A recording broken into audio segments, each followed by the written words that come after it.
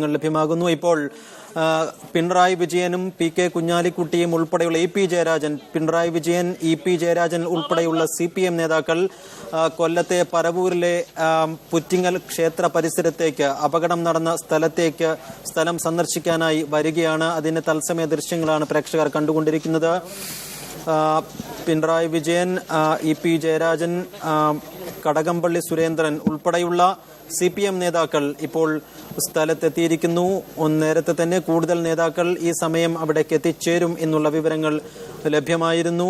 സംഭവസ്ഥലം സന്ദർശിക്കുന്നതിന് വേണ്ടി കൂടുതൽ നേതാക്കൾ ഒരുപക്ഷെ ഇന്ന് രാത്രിയിൽ തന്നെ അവിടേക്ക് എത്തിച്ചേരും എന്നുള്ള വാർത്തകളുണ്ട്.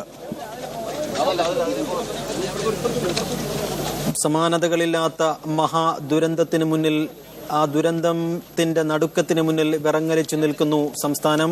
105 പേർ മരിച്ച ഏറ്റവും വലിയൊരു ദുരന്തമാണ് ഇന്നുണ്ടായിരിക്കുന്നത്.